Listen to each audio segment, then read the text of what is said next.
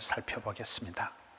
오늘 성경 말씀이 특이한 것은 우리 예수님께서 베드로를 처음 만나는 장면입니다. 예수님께서 시몬 베드로를 처음 만나가지고 이 길로 영원토록 베드로와 함께 하시는 거예요. 저는 오늘 말씀을 보면서 예수님의 시선이 어디로 흘러가실까요? 예수님의 시선이 머무는 사람이 누굴까요? 예수님이 한 번 눈을 주고 눈길 따라 봄길 따라 꽃길 따라 가는데 예수님이 이날 베드로를 만난 이후로 베드로가 평생을 주님의 제자가 되고 베드로의 믿음의 교회를 건설하고 천국 열쇠를 맡기고 위대한 수제자 베드로가 되는데, 오늘 말씀 5장 1절에 보면 무리가 몰려와서 하나님의 말씀을 들을새 예수님은 게네사렛 호숫가에 서서 호숫가에 배 두 척이 있는 것을 보시니, 예수께서 한 배에 오르시니 그 배는 시몬의 배라. 여러분, 사람들이 벌떼같이 몰려와서 예수님의 인기가 충천합니다. 예수님의 많은 사람들이 몰려와서 인기가 쏠리고 아주 사역이 활발하게 잘 되지만은 예수님의 관심은 사람 많은 거, 인기가 올라가는 거, 사역이 잘 되는 거에 관심이 없어요. 예수님의 관심은 무리가, 군중이 다수가 아니라 시몬 베드로 한 사람에게 집중되어 가는 거예요. 베드로 한 사람에게 눈길을 주는 거예요. 우리가 성경을 보면 하나님은 과와 가부의 하나님이다. 사람들은 돈 많은 사람, 잘난 사람, 이쁜 사람, 똑똑한 사람 좋아하지만 성경에 우리 하나님은 빈자와 소자와 약자와 병자와의 그런 과와 가부의 하나님이시잖아요. 여기서도 예수님의 관심은 인기가 몰려오고 사람들이 벌떼같이 오는 그곳에 관심이 있는 게 아니에요. 한 사람 시몬 베드로에게 좀 눈을 주고 계속 베드로에게로 다가가시는 모습이 오늘 본문의 내용입니다.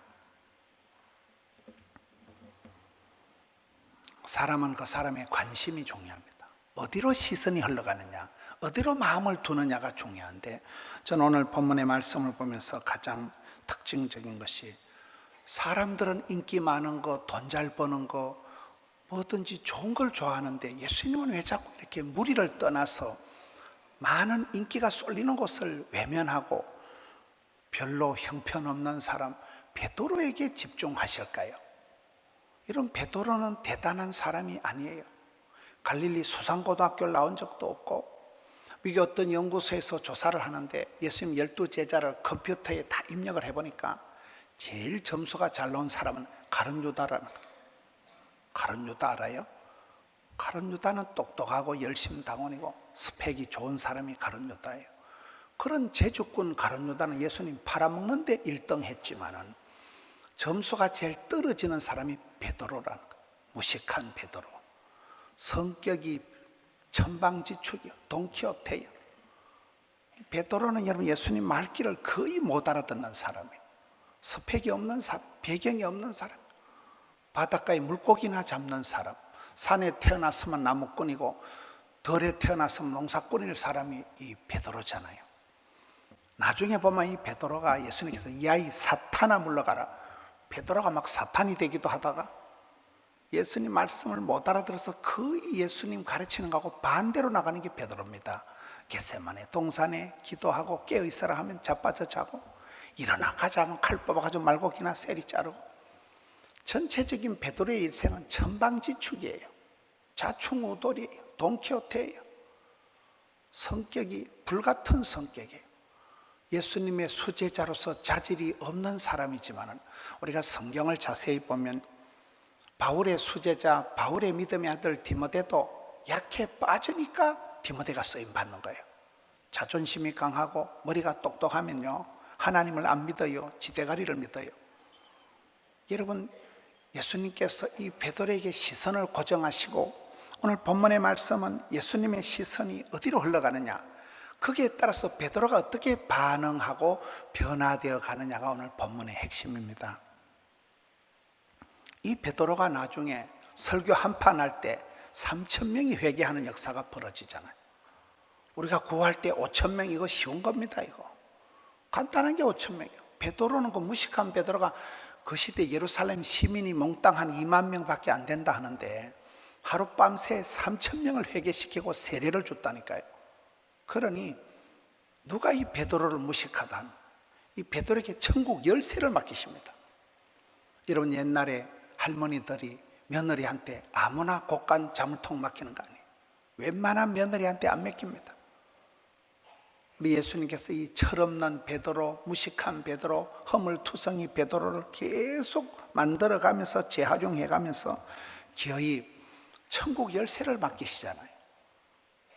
예수님의 사랑, 예수님의 관심이 세상 사람들하고 다른 것은, 세상 사람들은 인심이 변덕이 죽을 듯하지만 우리 예수님은 한 번 눈을 주시면, 한 번 시선을 고정하시면 평생을 책임지는 거예요. 이날 만난 이 첫 상봉이 베드로가 일생 동안 예수님의 손에 붙들려서 제자의 과정을 걸어갑니다.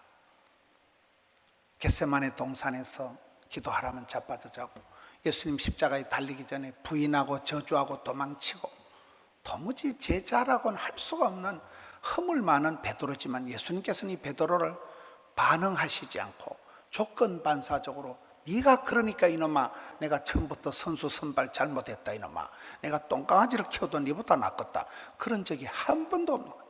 계속 찾아오시고 계속 신방하시고 계속 오셔서 기어이 이 베드로를 수제자로 만들어 가시잖아요.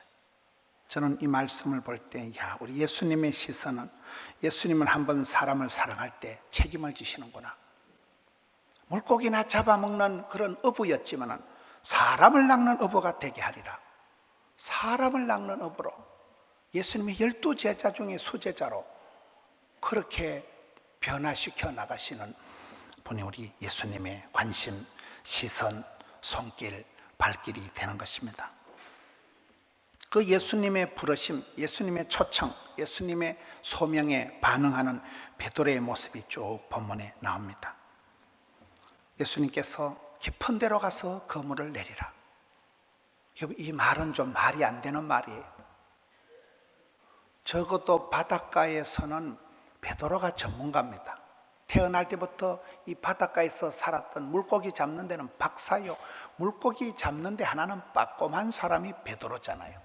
예수님은 30년 동안 목공 요셉의 집에서 가만히 계셨던, 30년 동안 한 번도 기적을 행한 적이 없었던 그런 집에 계셨던 예수님께서 바닷가에서 잔뼈가 굵은 베드로에게 깊은 데로 가라 할 때, 베드로가 들을 땐 택도 없는 소리예요. 이건 어린 반포일 수 없는 상식 밖에 전문가가 하는 소리가 아니에요. 이거. 여러분, 물고기 잡는 데는 박사인 베드로가 자기가 가장 자신이 사는 전문적인 분야에서 어떻게 반응하는가를 보시는 거예요. 지금 이 시대는 여러분 전문가 시대입니다. 전부 다 박사들이요, 자기 분야에서는 다 빠꼼한 사람들이지만은 박사가 실패하는 시대, 전문가가 실패하는 시대. 세계 경제가 불안해 미국의 월스트리트, 뉴욕의 제일 브레인들이 모이는 곳부터 세계 경제가 무너지기 시작한 거잖아요. 지금은 원숭이가 나무에 떨어지는 시대예요. 그 분야의 사업을 가장 잘하는 사람이 부도가 나고 그렇잖아요. 예수님께서는 내가 큰 소리 뻥뻥 치는 전문적인 분야에서 주님 앞에 무릎 꿇기를 원하시는 거예요. 전문가들은 하나님을 믿지 않습니다. 자기 경험 세계에 갇혀서 자기 노하우를, 자기 판단력을 믿기 때문에 여기에서 깊은 데로 가라는 것은 허무맹랑한 소리 같지만은 예수님께서는 베드로의 반응을 보시는 거예요. 깊은 데로 가라는 것이 전문가가 볼 때는 택도 없는 소리지만은, 이날 베드로는 여러분 5절 말씀에 보면, 선생님, 우리들이 밤이 새도록 수고했을 때 잡은 것이 없습니다. 밤 새도록 흩탕질한대요. 이미 농사 다 끝난대요. 이미 볼장 다 본대요. 뭐 때문에 다시 그런 반복적인 실패 학습을 해야 됩니까? 베드로가 볼 때는 이 말은 허무맹랑한 소리고 어린 반풀 없는 말인데, 실컷 헛탕질 다 끝난 일을 왜 다시 가라고 할까요? 인생이 끝났을 때 하나님의 역사는 시작이 된다. 인간의 방법이 끝났을 때 하나님의 기적은 시작이 된다. 항상 역사는 그렇습니다. 사람이 한계선상에서 주님은 그때부터 본격적으로 우물 안에 깨구리 같은 베드로를 이제 우물 밖에 깨구리로 만들어가는 것입니다. 물고기나 잡아먹는 베드로를 사람을 하는 어부로 만들어가는 것입니다. 초라한 그런 어부 생활하던 베드로를 이제는 세계 열방을 품고 사역할 수 있는 사역자로, 일꾼으로, 제자로 지금 불러가는 것입니다. 인생이 그렇습니다. 여러분, 큰 소리 치는 부분에 자식 농사를 누가 큰 소리 치고 건강을 누가 큰 소리 칩니까? 무슨 대상포진이 오고 별별 바이러스가, 별별 병이 다 있습니다. 운동한다고 건강한 거 아니에요. 밤새도록 물고기를 잡았지만은 베드로는 허탕을 치고는, 이것이 인생의 현실입니다. 저와 여러분이 큰 소리 치는 부분에 쓰러지고 그렇잖아요. 자신이 사는 부분에서 망하고 세월이 흘러갈수록 인생은 누구든지 큰 소리를 못 치는 거예요. 다 나는 할 수 없는 죄인이구나. 여러분, 여기에서 베드로가 발견한 것은 예수님이 기적을 보고 난 뒤에 자기는 아무것도 아니구나. 오늘 말씀에 보면 8절에 시몬 베드로가 예수의 무릎 앞에 엎드려 주여 나를 떠나소서 나는 죄인이로소이다. 자기는 아무것도 아니라는 것을 비로소 발견하기 시작하면서부터 철저히 자기를 부인하고 이제 주님을 따라가기 시작하는 제자의 발걸음을 걷기를 시작하는 것입니다. 인생은 애쓰고 노력한다고 되는 게 아니에요. 수고 끝에, 고생 끝에 낙이 와야 되지만, 어떤 거는 여기 베드로와 같이 밤새도록 수고했지만 잡은 것이 하나도 없는, 소득이 없는, 결과가 없는, 그게 인생의 현실입니다. 많은 사람들이 돈 한 푼 벌어본다고 애쓰지만 말년에 부도가 나고 공든탑이 무너지고, 그게 인생입니다. 그럴 때 주님은 그 실패의 현장에 오시는 거예요. 예수님께서 베드로를 찾아오실 때 거의 그렇습니다. 베드로가 잘 나갈 때는 주님이 말씀도 안 하셔요. 실패하고 부인하고 저주하고 비참함을 느끼고 나는 인간도 아니다, 어떻게 내가 이런가. 그럴 때 예수님께서 실패의 현장에 예수님에게 오셔서 예수님께서 베드로에게 요한의 아들 시몬아 네가 나를 사랑하느냐, 내 양을 치라. 실패한 베드로, 부끄러워서 어찌할 바를 모르는 베드로에게 계속 오셔서 사랑의 질문을 하는 거예요. 네가 나를 사랑하느냐? 그러면 내 양을 먹이라. 계속해서 사명을 맡기시잖아요. 여기에 깊은 데로 가서 그물을 내리라. 저는 이 말씀은 우리의 삶의 차원을 좀 높이라. 언제까지 그렇게 수박 겉핥듯이 그렇게 피상적인 인스턴트적인 그런 삶을 살지 말고 이제 좀 깊은 기도의 세계에 들어가 보고 인생의 좀 진국을 맛을 보고 깊은 곳으로 나아가라. 맨날 바쁘다 그렇게 번주복잡하게 공사다망하게 살다 공사다망한다 그러잖아. 기도 생활을 좀 깊이 들어가고 찬송도 좀 깊이 해보고. 지난 금요일 날 우리 교회가 오랜만에 철야를 했습니다. 매월 마지막 주 금요일은 철야를 하려고 합니다. 철야를 해보니까 찬송도 실컷 부르고 기도도 실컷 하고 새벽 4시까지 하면 막 징글징글하게 하는 거예요. 이 시대가 모든 게 천박한 사회, 이 시대가 그저 젖병이나 빨고 그저 써면 달고 달면 뱉고 삼키면 뱉고 하여튼 그런 인생이 되어버린 거예요. 너무나 사람들이 그저 적극적이고 막 금방 냄비 끌듯이 파르르 하는 거예요. 신앙생활을 좀 차원을 높여 해라. 깊이 좀 들어가라. 깊은 밤을 새워 기도해보고 그러는 가운데 하늘의 음성을 듣는 것이지. 물고기 잡는 베드로에게 베드로야 깊은 데로 가서 그물을 내려 고기를 잡으라. 그물도 가지가지예요. 열왕기하에 보면 엘리사가 기적을 행할 때 바꾸는 얘기를 합니다. 한 여자가 쪽박을 차고 밑빠진 독같은 인생을 살아갈 때 가서 그릇을 빌려오라. 그릇을 이빠이 채워라. 그릇을 가서 팔아라. 계속 그런 얘기가, 사람을 그릇으로 치는 거잖아요. 여긴 베드로에게 좀 거물 얘기를 합니다. 가서 거물을 깊은 데로 내리라. 여러분이 가지고 있는 거물이 뭐예요? 거물이 다 터져서 물고기도 안 잡히고 거물이 다 빵과가 나서 헤어져서 소용이 없다는 거예요. 거물을 만들어서 거물을 사서 촘촘하게 해서 쌍거리 작전을 해서 저인망을 해서 우리의 삶이 그렇습니다. 가로 세로 치는 거예요. 이번에 평창올림픽 개식 폐식 총감독을 했던 거 송거식이 그분이 그분은 낚싯대를 여러 개를 던지고 살았다는 거예요. 어릴 때부터 소년 가장이 되고 중간에도 인기가 충천해서 방송인으로서 돈을 많이 벌었지만 쫄딱 망하고 난 뒤에 그는 생존을 위해서, 서바이벌을 위해서 항상 낚싯대를 여러 군데 던져놨다는 거예요. 멀티하게 해야 이게 안 되면 저거 하고 저게 안 되면 요거 하고, 그래서 일부러 그분은 멀티하게 융복합적인 삶을 살아왔다 이러더라고요. 노다지 부도나고 노다지 망하니까 이게 잘 될지 저기 남을지 모르니까 낚싯대를 여러 군데 덜쳐놔놓고, 이러면 낚시가 될 때는, 저는 낚시를 잘 못하지만은 낚시 잘하는 분 보니까 막 낚싯대 들어올 때 막 옆구리도 걸려가지고 올라오고 막 그러더라고요. 보니까요, 낚시가 될 때는 막 줄줄이 올라오는 거예요. 낚싯대를 여러 군데 던져놔야 된다는 거예요. 거물을 칠 때도 여러 군데 깊은 데로 가서 거물을 던지고 거물을 치고 거물을 벌시 놓고 거물을 땡겨가지고 쌍거리 작전을 하고 그렇게 해야 된다. 오늘 저와 여러분이 거물은 다 헤어져 있고 거물을 던져본 적도 없고 어떻게 열매가 있겠습니까? 깊은 데라서 거물을 내려서 물고기를 잡으라는 거예요. 이제는 사람을 낚는 어부가 되라는 거예요. 하나님의 방법은 사람입니다. 좋은 배우자 만나면 평생 행복하고 그렇잖아요.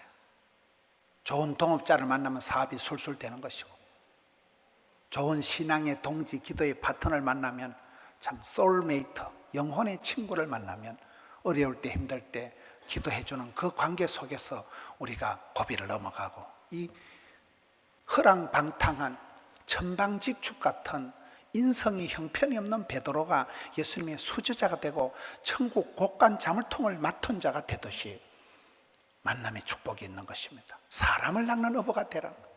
저는 오늘 이 말씀을 보면서 예수님께서 베드로를 향해서 다가오시고 베드로를 향해서 시선을 고정하시고 베드로를 향해서 오셔서 계속 말씀하시고 질문하시고 도전하시고 깊은 데로 가라, 그물을 내리라, 그러면서 베드로가 서서히 무식한 베드로에서 제자 베드로로, 물고기나 잡아먹는 베드로에서 사람을 낚는 어부로, 천국 열쇠를 맡은 자로, 이 어지중간한 허물 많은 이 인간이 설교 한판 할 때 3,000명이 뒤집어지는 기적의 주인공으로 만들어 가시는 거잖아요. 선생님, 우리들이 밤이 새도록 수고하여서 때 잡은 것이 없지만 말씀에 의지하여 내가 그물을 내리리다.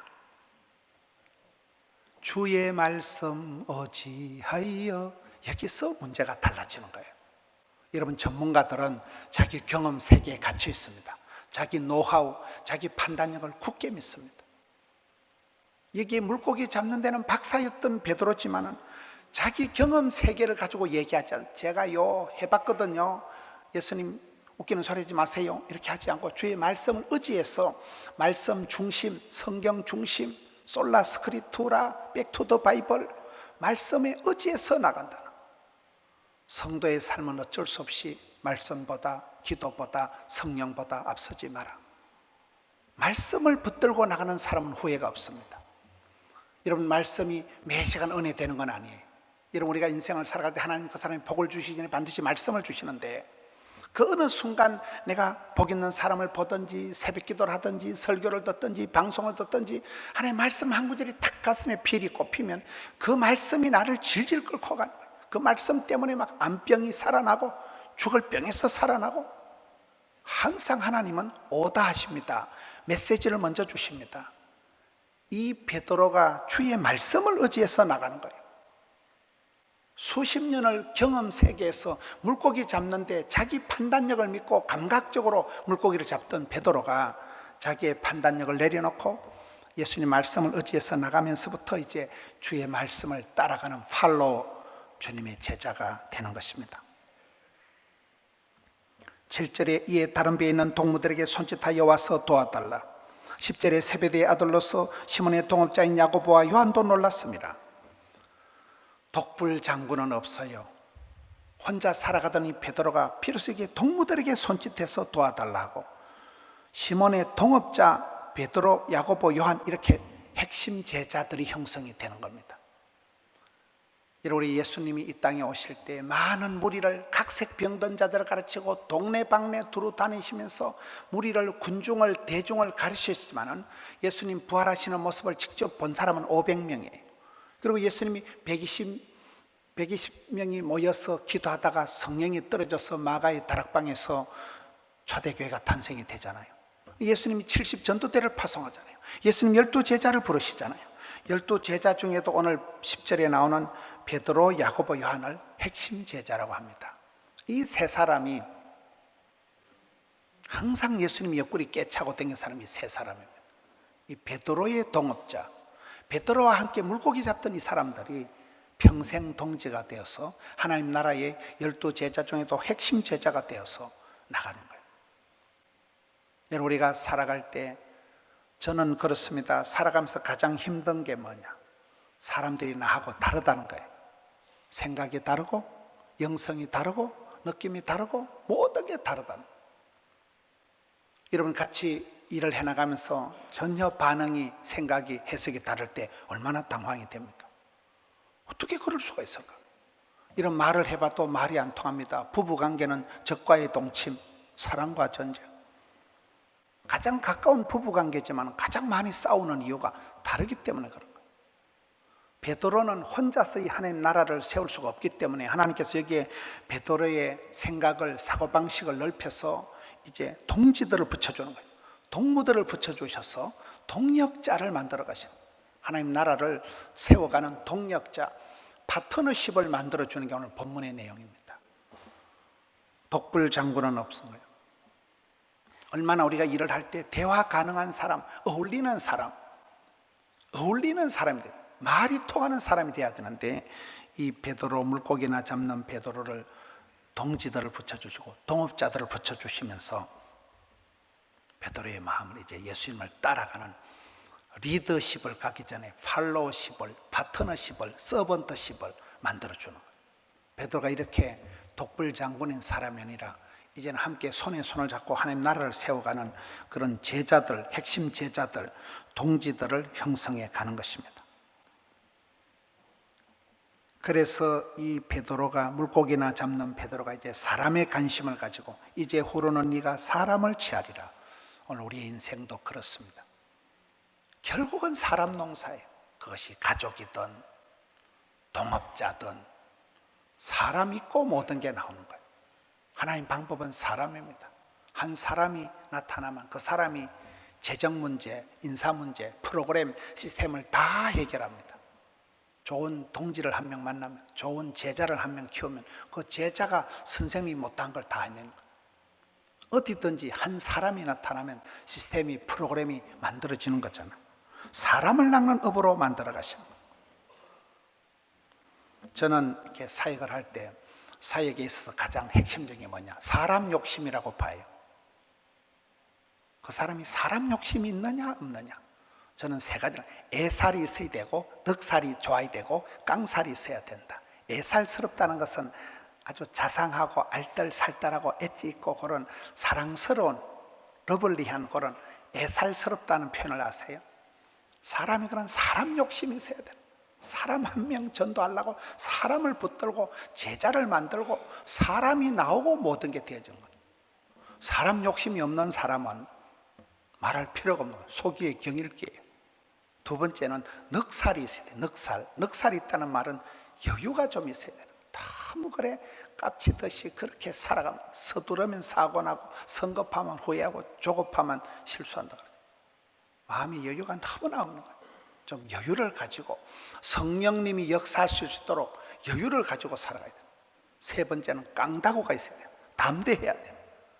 안 된다, 어렵다, 못 살겠다, 죽겠다, 힘들다, 입방정을 떨지 말고, 이런 물고기나 잡는 이 베드로에게 예수님 계속 도전하시면서 이 베드로가 천국 열쇠를 맡고 예수님의 수제자가 되고 설교 한편 할 때 3,000명이 뒤집어지고 그런 굉장한 사람으로 변화되어 나가잖아요. 예수님을 만나면 사람이 변화가 됩니다. 예수님의 음성을 듣고 나면, 주의 말씀을 따라가면 사람이 달라지는 거예요. 여기에 사람 낚는 어부가 되리라. 11절에 그들이 베드로를 육지에 대고 모든 것을 버려두고 예수를 따르니라. 시작할 때 베드로의 모습과 이 11절의 베드로는 완전히 다릅니다. 어릴 때 아기들이 손에 까자를 가지고 있을 때 아빠가 더 좋은 것을 주면 아기가 그 까자를 버리고 더 좋은 걸 덥석 잡습니다. 인생은 끝없는 관심과 선택의 과정이에요. 여기에서 여러분 물고기 잡는 어부 베드로가 모든 것을 포기하는 거예요. 모든 것을 버려두고, 다른 성경에 보면 부모님마저 버려두고 나선 거예요. 부모님마저 버려두고, 다 버려두고 그냥 따라 나서는 거예요. 어떻게 그럴 수가 있을까요? 최고를 발견하면, 가장 귀한 것을 발견하고 나면 다른 건 다 시시뻥뻥해지는 거예요. 최고의 선택은 포기다 그러잖아요. 내 인생이 아직도 하나도 포기가 안 되고 오만 걸 다 떼글떼글 붙잡고 그 집착이 정신병이에요. 정신병자들은 버리질 못해요. 여름에도 겨울에도 입고 다니고 보따리 이고 들고 대가리 꽃 하나 꼽아가지고 하나도 포기를 못하고 집착, 그게 정신병이라니까요. 떠날 때는 말없이 예수님을 만나고 난 뒤에 베드로의 변화가 모든 걸 포기하는 거예요. 주님을 따라간다는 것은 다른 것은 포기하는 거잖아요. 모든 것을 버려두고, 성경, 부모도 버려두고, 부모님도 포기하고. 부모를 왜 포기할까요? 그만큼 하나님을 전적으로 신뢰하는 거예요. 내 모든 것을 책임져 주시고 모든 것에 답이 되시는 분이 주님을 발견하고 난 뒤에는 세상에서 새털처럼 자유롭게 되는 거예요. 다 포기하고 내려놓고 그냥 가볍게 나서는 거예요. 모든 것을 버려두고 예수를 따르니라. 이때부터 베드로가 주의 제자가 되고 사람을 낚는 어부가 되고 천국의 열쇠를 받아서, 여러분, 이 베드로의 페트로스, 베드로의 반석 같은 믿음 위에 하나님이 교회를 세우시고 음부의 권세가 이기지 못하는 천국 열쇠를 맡기시는 그런 위대한 사람이 탄생이 되듯이, 사랑하는 성도 여러분, 우리의 시선은 어디로 향하고 있습니까? 내 관심은 어디로 쏠립니까? 예수님의 시선은 이 형편없는 어부 한 사람 배에 시몬에게 예수님의 시선이 고정되시면서 이 베드로를 불러서 세워서 만들어서 재활용해서 기어이 주의 사람으로 만들어 가시듯이 우리 주님은 우리를 그렇게 사랑하십니다. 중간에 사탄아 물러가라 소리를 듣고 온갖 실수와 허물이 많은 베드로지만은 예수님은 베드로를 한 번 시선을 주신 이후로 평생을 포기하지 않습니다. 그것이 예수님의 사랑과 인간의 관계의 차이입니다. 인간관계는 쓰면 달고 삼키면 뱉지만은 우리 예수님은 그런 분이에요. 한 번 지명하여, 한 번 부르시고, 한 번 사랑한, 한 번 눈길을 준 베드로를 일평생을 책임을 지시듯이 우리의 마음도 어디로 흘러가는지, 내가 어떤 삶을 살아가는지, 천박한 삶을 살아가고 젖병이나 쪽쪽 빨고 그저 단 것이나 좋아하는 삶이 아니라 좀 깊은 맛으로 들어가 버려. 스테이크를 씹듯이 좀 깊은 진국을 먹는 깊은 맛으로, 깊은 세계로 들어가서, 그리고 네 그물을 마음껏 던져서 깊은 데로 던져서 고기를 잡으라는 예수님의 오다, 예수님의 명령을 붙잡고 이 춘삼월이 시작되는 계절에 여러분 사역의 가정에서 깊은 데로 나아가는, 그물을 많이 던져서 아름다운 결실이 있는 우리 성도님들 되시기를 축원합니다.